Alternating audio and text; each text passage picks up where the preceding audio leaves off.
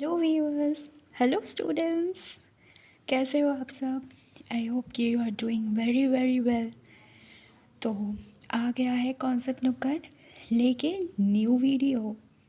Yes, जैसे कि मैंने कहा था कि मैं अभी पूरी कोशिश करूँगी कि मैं रेगुलर वीडियोस दूँ और मेरे वीडियोस काफ़ी शॉर्ट भी होते हैं ताकि आपको प्रिसाइज वीडियोस मिले। ठीक है, आप जो सर्च कर रहे हो, जिस टॉपिक पे आपको डाउट है, जिस टॉपिक पे आपको कंसेप्ट चाहिए, वो टॉपिक ही आप कवर करो इन लेस टाइम।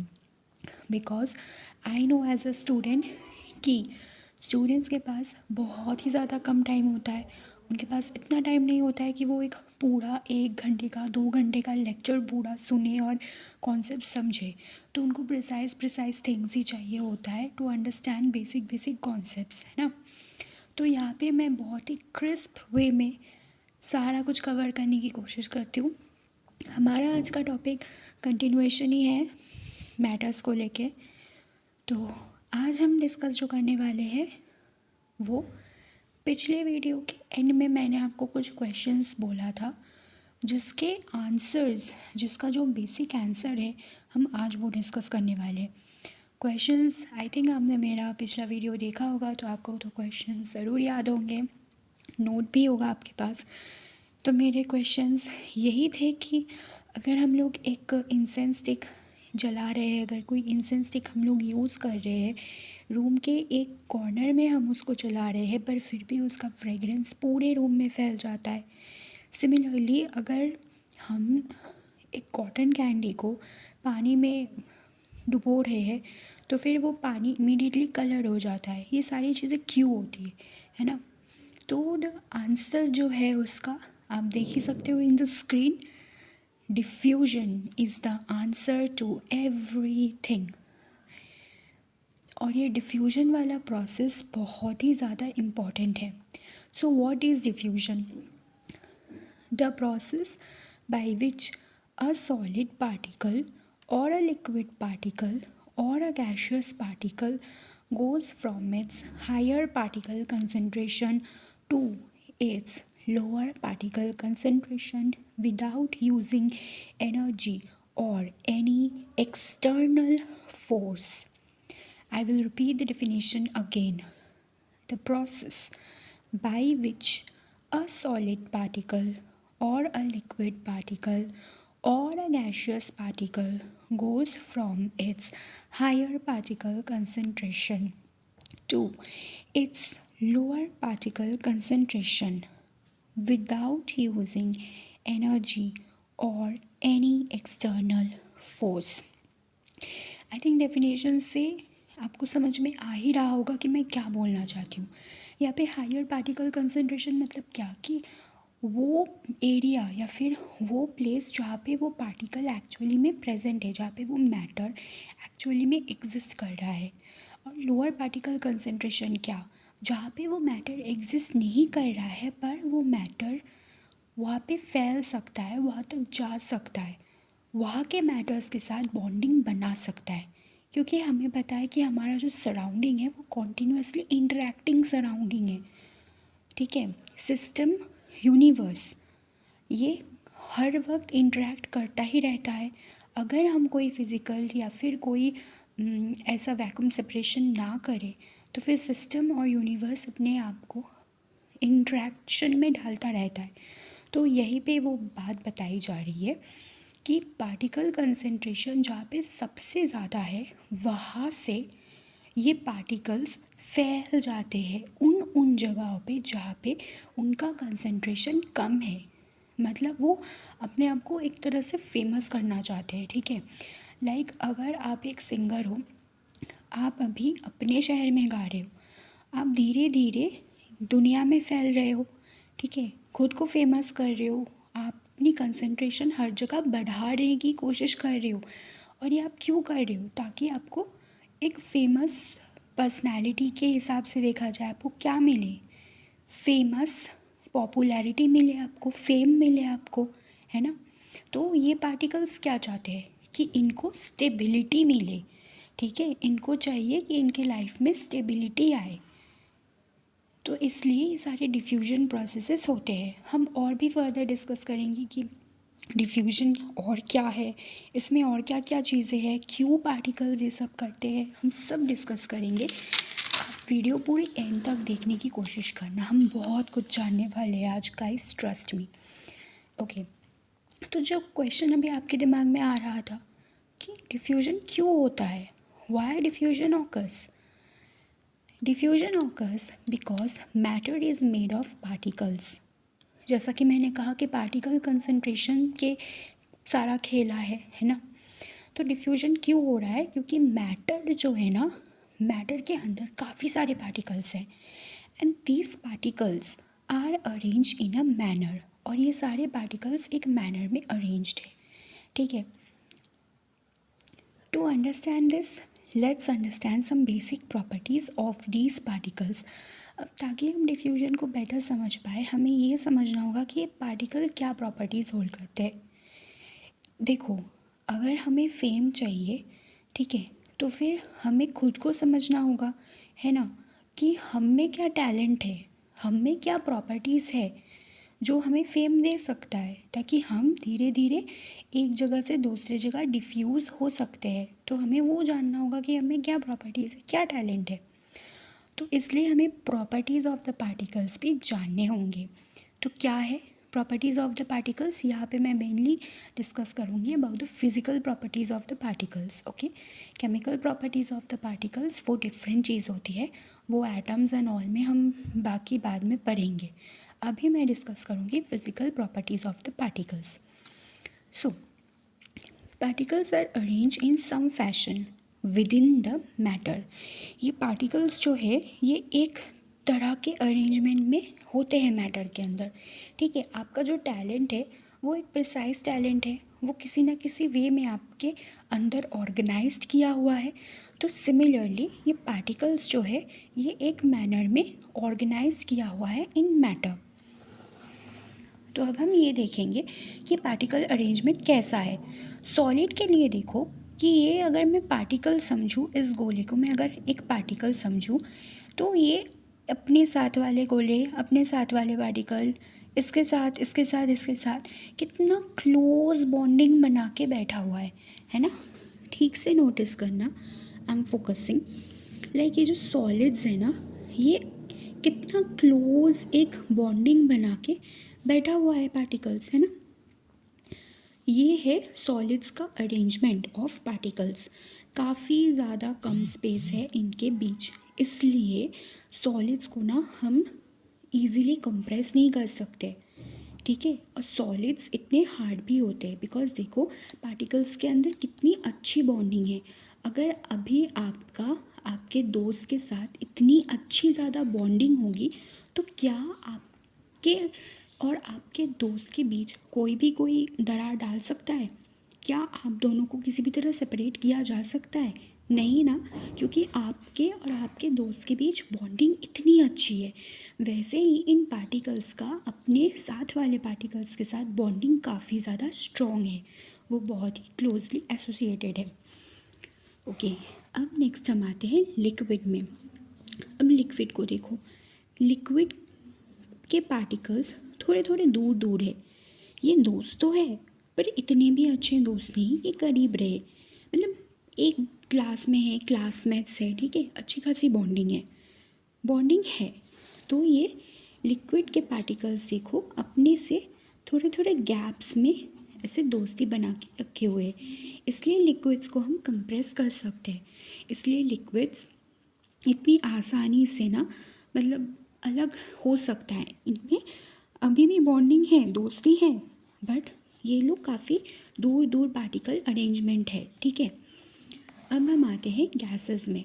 अब गैसेस को देखो, ये लोग समझ लो एक ही स्कूल के बच्चे हैं, ठीक है, बातें बातें सब होती है, बट उतनी अच्छी दोस्ती नहीं है। कितने दूर दूर है एक दूसरे से, देखो कितने दूर दूर है ना। उतनी अच्छी इनकी दोस्ती नहीं है, बात बात होती है, सब कुछ होती है, बात बात है, सब कुछ है, बट उतनी अच्छी नहीं दोस्ती कि सब शेयर करे एकदम बैठ के टिफ़िन खाए एक साथ, ऐसी बात नहीं है, ठीक है। तो ये है गैसेस के अंदर का पार्टिकल अरेंजमेंट। अब हम और जानेंगे। Particles do have some space in between. अब इन सब के बीचों में देखो थोड़ी थोड़ी स्पेसेस है। सॉलिड्स भी काफ़ी अच्छे दोस्त थे, माना कि बहुत अच्छे दोस्त थे, पर उसके बीच भी तो ये स्पेस है ना। देखो नोटिस करके, ये स्पेस है, ये स्पेस है ना। लिक्विड्स के बीच देखो और कितनी ज़्यादा स्पेस है ना। तो इनके बीच में भी स्पेस है ना। एकदम ये लोग मतलब है कॉम्पैक्ट है, बट सबके बीच थोड़ा बहुत स्पेस रहता है।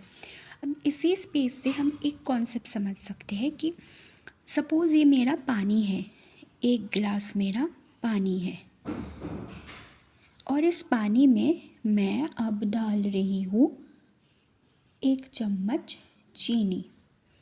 ये चीनी क्या है? सॉलिड है ना। और ये पानी क्या है? लिक्विड। ओके, तो अगर मैं इस शुगर को इसमें डाल रही हूँ लिक्विड के अंदर, तो अगर ये मेरे लिक्विड के पार्टिकल्स है, suppose these are my liquid particles, तो सॉलिड के पार्टिकल्स भी तो है। अब सॉलिड के पार्टिकल्स और लिक्विड के पार्टिकल्स क्या करेंगे? इंटरैक्ट करेंगे, है ना। तो इसलिए ये जो शुगर है ना, शुगर लिक्विड में डिज़ोल्व हो जाता है। शुगर समझ लो ये पार्टिकल्स है शुगर के, तो वो आके ऐसे लिक्विड के बीच में अपनी बॉन्डिंग बना रहा है। ठीक है, ये पिंक वाले सॉलिड पार्टिकल्स यानी शुगर पार्टिकल्स और ये ब्लैक वाले लिक्विड पार्टिकल्स अपनी बॉन्डिंग बना रहा है। इसलिए जो सॉलिड है ना वो लिक्विड में डिज़ोल्व हो पा रहा है, क्योंकि वो एक अपने अंदर अलग सा ही केमिस्ट्री बना के जो बना रहे हैं वो है सॉल्यूशन, है ना। तो this is the concept why ये डिज़ोल्व वगैरह ये सब होता है। देखा जाए तो ये भी एक प्रोसेस ऑफ डिफ्यूजन है। क्यों? क्योंकि जब हम सॉलिड को डाल रहे हैं वो यहाँ पे डिपॉजिट हो रहा है। समझो यहाँ पे ये शुगर डिपॉजिट हो रहा है। ठीक है, शुगर को कलर कर दूँ मैं, यहाँ पे ये शुगर डिपॉजिट हो रहा है। तो धीरे धीरे इसको डिफ्यूज़ होना है ना इस लिक्विड के अंदर। अब स्टरिंग प्रोसेस करोगे, है ना, स्टरिंग प्रोसेस करोगे तो ये फास्ट डिफ्यूजन होगा। वो एक अलग प्रोसेस हो जा रहा है, क्योंकि हम उसमें एक्सटर्नल कोई एफर्ट या फोर्स लगा रहे हैं। पर अगर आप इस चीनी को ऐसे भी छोड़ दो, आप देखोगे 10 मिनट बाद ये पूरा डिज़ोल्व हो गया, है ना। तो that's diffusion only actually. Now let's come to another property. I hope कि आप सबको समझ में आ रहा होगा। Okay, let's continue with our topic more further. So particles have forces of attraction in between them. अब ये जो पार्टिकल्स है ना, इन पार्टिकल्स के अंदर कुछ फोर्सेस ऑफ अट्रैक्शन भी है। ऐसे ही ना ये लिक्विड के पार्टिकल और ये सॉलिड के पार्टिकल्स एक दूसरे से ऐसे ही बॉन्ड नहीं बना रहे, कुछ तो है जो उनको अट्रैक्ट करता है। ठीक है, तो वो फोर्सेस ऑफ अट्रैक्शन है जो ये पार्टिकल इस पार्टिकल के अंदर डाल रहा है और ये पार्टिकल उल्टा इस पार्टिकल के अंदर डाल रहा है, और ऐसे करके ये दोनों पार्टिकल एक दूसरे के साथ रह रहे हैं। ठीक है, particles have forces of attraction in between them, और इन सारे फोर्सेस ऑफ अट्रैक्शन को हम एक्सटर्नल एफर्ट या एक्सटर्नल फोर्स लगा के ना थोड़ा मैनिपुलेट कर सकते हैं। लाइक अगर हम प्रेशर लगाएंगे, सपोज कर लो कि हम प्रेशर डाल रहे हैं पार्टिकल्स के ऊपर, तो हम प्रेशर डाल रहे हैं तो ये पार्टिकल्स जो है ना वो और क्लोज आ रहे हैं एक दूसरे के, उनका फोर्स ऑफ अट्रैक्शन हम इंक्रीज़ कर रहे हैं। और सपोज़ हम इनको हीट कर रहे हैं, ठीक है, हीट कर रहे हैं। अब सिंपल समझ लो, अगर हीटिंग हो रही है, गर्मी बढ़ रही है ना, किसी को कंफर्ट नहीं लग रहा, तो इनको कुछ एनर्जी मिल रही है हीट से। Heat is a form of energy, right. तो हीट से इनको कुछ एनर्जी मिल रही है उस एनर्जी से क्या हो रहा है, ये एक दूसरे से भाग जा रहे हैं। इतनी गर्मी बढ़ रही है, इतनी ज़्यादा एनर्जी मिल रही है कि उनको वो फोर्स ऑफ अट्रैक्शन ओवरकम करने का मौका मिल जा रहा है, और ऐसे करके पार्टिकल्स सेपरेट भी हो रहे हैं। तो बच्चों को ये बात भी याद रखनी है कि प्रेशर से पार्टिकल्स एक दूसरे के करीब आ रहे हैं, उनका फोर्स ऑफ अट्रैक्शन हम एक्सटर्नली इंक्रीज़ कर रहे हैं। और वही अगर हम हीटिंग कर रहे हैं या फिर कुछ और प्रोसीड्योर कर रहे हैं, तो जिससे कि उनका फोर्स ऑफ अट्रैक्शन हम तोड़ सकें, थोड़ा सा कम कर सकें, तो वो पार्टिकल्स एक दूसरे से दूर चले जाएंगे। यहीं पे एक और अच्छा बेटर कॉन्सेप्ट आता है कि particles are in constant motion. ये भी पार्टिकल का एक प्रॉपर्टी है कि वो जो पार्टिकल्स है ना हमारे सॉलिड्स के, लिक्विड्स के एंड गैसेस के, वो कांस्टेंट मोशन में है। ओके, अब बहुत सारे बच्चों को ये कन्फ्यूजन आ ही रहा होगा कि मैम आपने बोला कि पार्टिकल्स एक दूसरे के साथ अच्छी बॉन्डिंग बना के भी रह रहे हैं, ऊपर से एक दूसरे के साथ मोशन में भी है, पर हमें तो नहीं दिखता है। बॉन्डिंग बना हुआ तो दिख रहा है कि हाँ वो लोग एक जगह पे है। एक पेंसिल, ये जो मेरा पेंसिल है ये एक जगह पे है, पर मैम पेंसिल भाग तो नहीं रहा है। नहीं भाग रहा है ना, क्योंकि अभी मैंने इस पेंसिल के ऊपर कोई भी एक्सटर्नल फोर्स अप्लाई नहीं किया है। ठीक है, अभी जो है इनका फोर्स ऑफ अट्रैक्शन इनके कांस्टेंट मोशन से काफ़ी बढ़ के है, जिसके वजह से ये पेंसिल जो है वो यहीं पे है। ठीक है, यहीं पे अगर मैं कोई एक्सटर्नल फोर्स भी अप्लाई करना शुरू कर दूँ तो ये पेंसिल टूट सकता है ना, एकदम चकनाचूर हो सकता है ना। कुछ भी करूँ मैं, अगर मैं प्रेशर इसके अंदर ज़्यादा बढ़ा दूँगा तो भी ये प्रेशर इतना ज़्यादा बढ़ सकता है कि पार्टिकल्स एक दूसरे से बहुत दूर चले जाए। प्रेशर से हम पार्टिकल्स को करीब ला सकते हैं, पर ओवर प्रेशर से क्या होगा, ओवर प्रेशर से वो एक दूसरे से और दूर चले जाएंगे। कि जैसे कि आपका मैं खुद का एग्जांपल दे रही हूँ, आपके पास एग्ज़ाम का प्रेशर है तो पढ़ाई कर रहे हो, बट आपके पास एग्ज़ाम के प्रेशर के साथ साथ अगर और भी प्रेशर आने लगा कि नहीं आपको पास होना ही है, इसमें होना ही है, आपके फ्रेंड्स आपके लिए प्रेशर क्रिएट कर रहे हैं कि नहीं तुझको तो पास होना है वरना मैं तेरे साथ दोस्ती नहीं रखूँगा, मम्मी पापा प्रेशर दे रहे हैं कि नहीं तुमको तो पास करना ही है, नहीं तो मैं तुमको टॉयज़ नहीं दिलवाऊँगा, तो क्या आपका स्ट्रेस, आपका माइंड काफ़ी और बढ़ जाएगा। उससे आपको पढ़ाई करने का बिल्कुल दिल नहीं होगा, फ्रस्ट्रेशन होगी आपको, है ना। फिर लगेगा कि आप टीवी देख लो, आप मोबाइल चला लो, तो नेगेटिव फीडबैक का भी काम करेगा तब वो प्रेशर, है ना। तो उसमें हम अभी नहीं जा रहे, हम ये जानना चाहते हैं कि पार्टिकल्स भी कांस्टेंट मोशन में रहता है, पर वो मोशन इतनी ज़्यादा कम होती है जबकि हम कोई एक्सटर्नल फोर्स या कुछ नहीं लगा रहे हैं, वो मोशन इतनी ज़्यादा कम है कि वो हमें नेकेड आई से, खुली आंखों से कभी समझ नहीं आएगी। वो हमें ऐसा ही दिखेगा कि वो मैटर सॉलिड है, लिक्विड है, गैस है, जो भी है वहीं पे है। ठीक है, अब गैस के पार्टिकल्स भी देखो वो कांस्टेंट मोशन में होते हैं। अगर तुम एक गैस को एक कंटेनर में बंद करके रख रहे हो तो वो गैस के पार्टिकल्स कांस्टेंट एक क्या बोलूँ मैं, एक फोर्स एक्सर्ट कर रहे हैं उस जार के वॉल्स के ऊपर। हालांकि वो फोर्स इतना कम है कि हमें कभी फील नहीं हो सकता है। ठीक है, पर वहीं पे अगर तुम उस जार को हीट करने लग दो, बाहर से उसको हीट देते रहो जार को, तो वो जो पार्टिकल्स, गैशियस पार्टिकल्स जो अंदर है ना, वो इतनी ज़्यादा एनर्जी में आ जाएंगे कि वो बहुत रैंडम मोशन शुरू कर देंगे। उस रैंडम मोशन से क्या होगा कि वेसल वॉल के ऊपर वो जो अपना फोर्स एक्सर्ट कर रहे हैं वो और भी ज़्यादा बढ़ जाएगा, क्योंकि वो पार्टिकल्स एक कांस्टेंट मोशन में है और इस वेसल के अंदर वो एक फोर्स एक्सर्ट कर रहा है। ये पार्टिकल इस वेसल के अंदर एक फोर्स एक्सर्ट कर रहा है, बट अभी हम अगर बाहर से हीट और देना शुरू कर दे तो ये पार्टिकल इतना पावर में आ गया कि वो और ज़्यादा फोर्स एक्सर्ट कर रहा है। रिज़ल्ट क्या होगा कि ये वेसल टूट जाएगा, the vessel will break. Vessel को, ये जो वेसल भी अपना फोर्स इस पे एक्सर्ट कर रहा है इसको अंदर रखने के लिए, वो ताकत इस वेसल की कम हो जाएगी और वेसल ब्रेक कर जाएगा।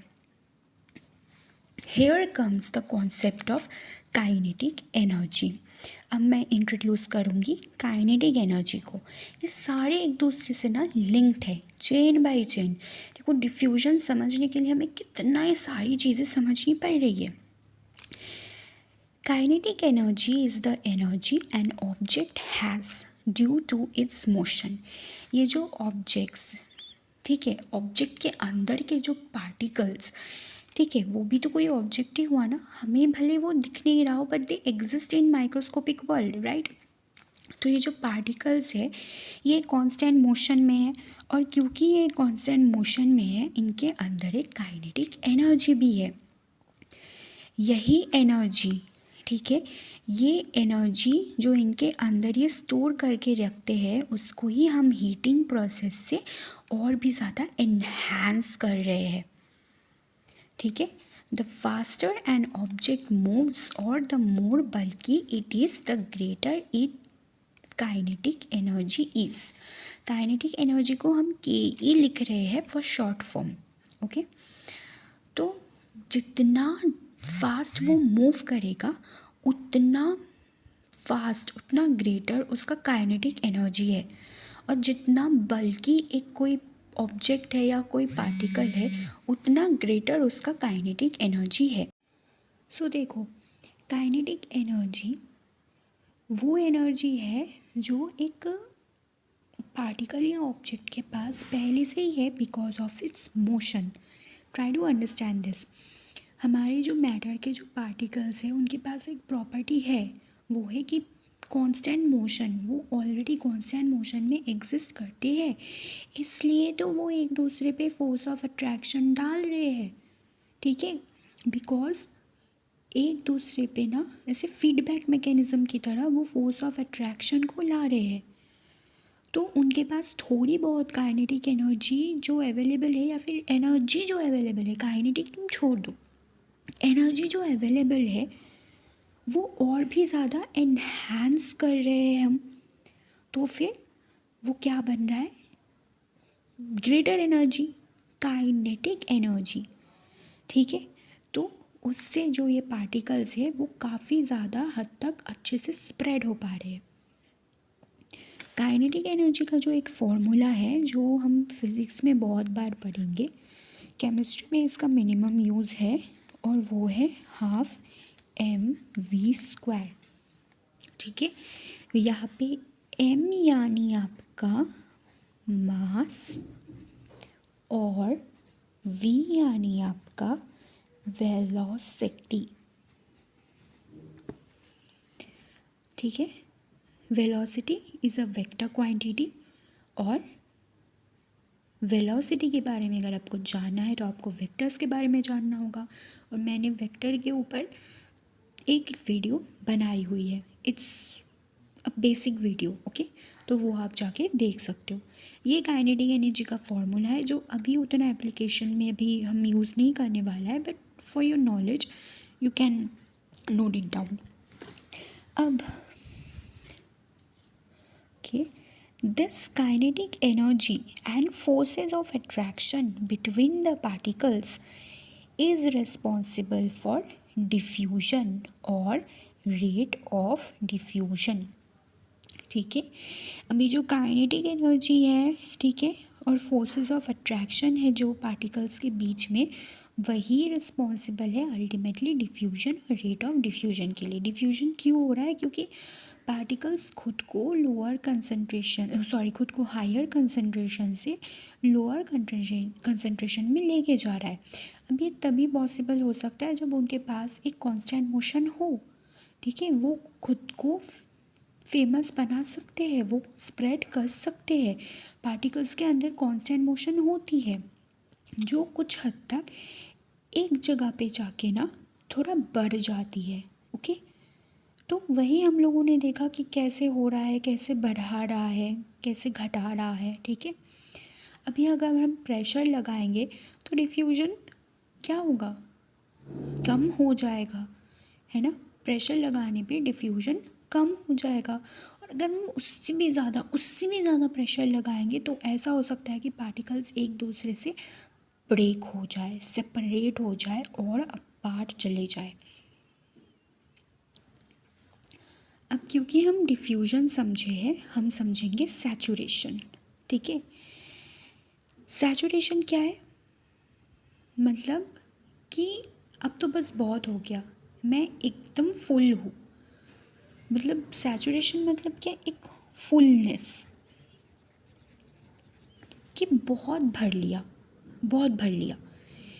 It refers to the state where the concentration of a diffusing substance reaches its maximum capacity in a given medium. This prevents further diffusion. तो saturation क्या है? It refers to the state where the concentration of a diffusing substance, वो substance जो diffuse कर रहा है, ठीक है, reaches its maximum capacity in a given medium. This prevents further diffusion. ये जो diffusing substance है ना, वो अपने आप को मैक्सिमम डिफ्यूज़ कर चुका है, उसको फेम पूरी तरीके से मिल चुका है, उसको इससे आगे और फेम नहीं चाहिए और ना वो इससे आगे फेम अपनी बना सकता है, उसकी औकात बस ख़त्म। तो उस पॉइंट को हम बोलते हैं सैचुरेशन, वो स्टेट को हम बोलेंगे सैचुरेशन। और इस स्टेट में आने के बाद डिफ्यूजन फर्दर ख़त्म हो जाता है। तुम यही सोच के देखो कि सपोज़ ये ग्लास ऑफ वाटर में हम पहले 1 चम्मच शुगर मिलाए थे, अब हमने 2 चम्मच शुगर मिलाया, 3 चम्मच शुगर मिलाया, 4 चम्मच शुगर मिलाया, 5 चम्मच शुगर मिलाया, 6 चम्मच शुगर मिलाया। अब 6 के बाद क्या तुम्हें लगता है कि ये और डिज़ोल्व हो पाएगा? ये खुद ट्राई करके देखना, वो शुगर पार्टिकल्स क्या इस वाटर पार्टिकल्स में और डिफ्यूज़ कर पाएगा खुद को? Try it on your own, okay? और फिर देखो क्या होता है। बट द रिज़ल्ट मैं तुमको बता देती हूँ। और ये शुगर पार्टिकल्स खुद को डिफ्यूज़ नहीं कर पाएगा और फिर वो ना एक जगह पे एक मास बना के बैठ जाएगा। उसको तुम अब कितनी भी कोशिश कर लो, मे बी तुम स्टीरिंग कर रहे हो तो 7 चम्मच शुगर भी चलो हो गया डिज़ोल्व, 6 चम्मच शुगर भी डिज़ोल्व हो गया, अब तुम 7 पुट कर रहे हो। अब तुम स्टीरिंग करके भी ना इसको इसके अंदर डिज़ोल्व या डिफ्यूज़ नहीं कर सकते हो। बस हो गया, वाटर का सेचुरेशन पॉइंट आ गया और इसका मैक्सिमम डिफ्यूजन पॉइंट आ गया, ये अब खुद को और डिफ्यूज़ नहीं कर सकता है। तो refers to the state where the concentration of a diffusing substance reaches its maximum capacity. Water के सारे जो पार्टिकल्स हैं ना, ये हमारे वाटर पार्टिकल्स थे ना, अब इन सारे पार्टिकल्स को ना ये शुगर पार्टिकल्स ने अब घेर लिया है। अब देखो इन्होंने पूरा इसको ना चारों तरफ से ऐसे करके घेर लिया है। तो बताओ और कहाँ जगह है कि वाटर के पार्टिकल्स और शुगर पार्टिकल्स के साथ बॉन्ड बना सके? अब ये पॉसिबल नहीं है। अब तुम इसमें शुगर डालो तो जितना शुगर डालोगे मे बी ये शुगर ऐसे रीच हो जाए। अब तुम इसमें 100 चम्मच शुगर डालोगे इस इतने कप पानी में और कुछ डिज़ोल्व नहीं हो सकता है और 100 चम्मच शुगर ऐसे करके अब डिपॉजिट हो जाएगा। बस डिफ्यूजन हमारा कब का ख़त्म? फिर इसी डिफ्यूजन के प्रोसेस से ही ना तुम्हारा जो वो इंसेंस स्टिक है ना, जो हम एक रूम के कॉर्नर में जला रहे हैं, वो पूरे रूम में फैल जा रहा है, ठीक है?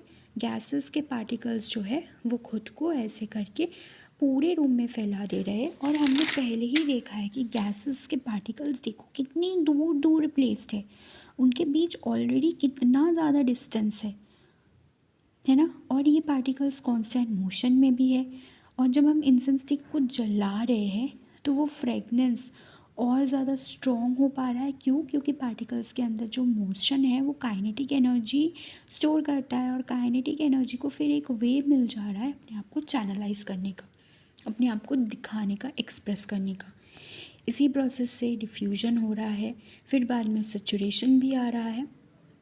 Okay, so this was all about diffusion. I hope कि आप लोगों को थोड़ा सा भी इसका कॉन्सेप्ट मिला है, मतलब कुछ चीज़ें तो आप समझ पा ही रहे होंगे, क्योंकि अब मैं सामने बैठ के आपको एक्सपेरिमेंट्स करके दिखा नहीं सकती हूँ। आपको इसी तरीके से एक्सपेरिमेंट्स सोच के अपने माइंड पे चैनलाइज करके इन चीज़ों को समझना होगा। तो ये बात था हमारा डिफ्यूजन के बारे में। अब नेक्स्ट वीडियो आएंगे, ठीक है, जिसमें हम लेंगे आपका स्टेट्स ऑफ मैटर।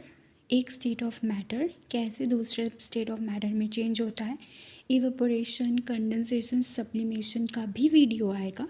तो उन सब के वीडियोस के लिए वेट कीजिए और प्लीज़ ये सारे वीडियोस मेरे देखिए। ओके, सब्सक्राइब कीजिए, लाइक कीजिए, ताकि आपको नोटिफिकेशंस मिल सके जब भी मेरा वीडियो अपलोड हो, ठीक है, ताकि आपका कोई भी वीडियो छूटे ना और आपका कॉन्सेप्ट बिल्कुल क्रिस्टल क्लियर हो। Till then, bye.